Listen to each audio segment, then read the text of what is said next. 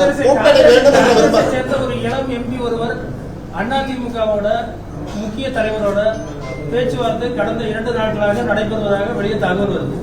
எங்க கிட்ட 8 எம்பி தமிழ்நாட்டில் இருக்காங்க. தமிழ்நாட்டில் இருங்க 8 காங்கிரஸ் எம்பில ஒரு எம்பி இருங்க.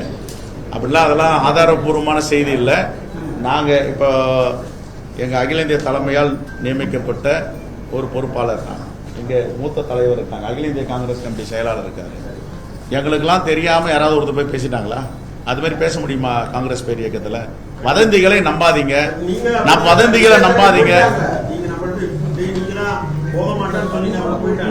நம்பிக்கை தானங்க. நீங்க நான் நம்பிக்கையோட தான் அவங்க கூட பயணம் பண்றேன், அவங்க நம்பிக்கையோட தான் சொல்றாங்க. என்கிட்ட ஒரு நாளைக்கு முன்னாடி கூட சொன்னாங்க நான் போக மாட்டேன் அப்படின்னு.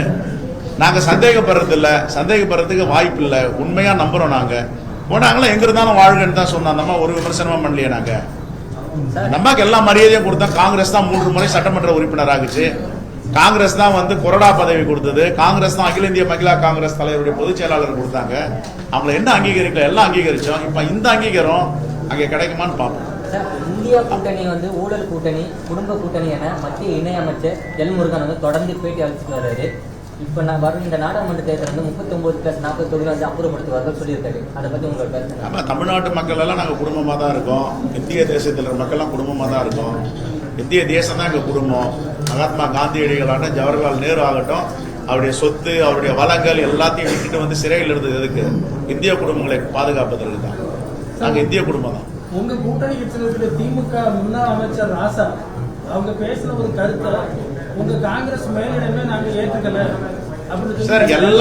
எல்லாம் பேசுறதையும் எல்லாத்தையும் ஏத்துக்கணும்னு எங்களுக்கு அவருடைய கருத்து அவரு சொல்றாரு. அவருக்கு பேச்சு உரிமை இருக்கு. அதுக்காக நாங்க உடன் பண்ணணும்னு அவசியம் கிடையாது. அவருடைய பேச்சு உரிமை அவர் பேசுறாரு, எங்களுக்கு அதுக்கு சம்பந்தம் கிடையாது. தமிழ்நாடு காங்கிரஸ் ரொம்ப மௌனமா இருக்குது, அது பேசவே இல்லையே.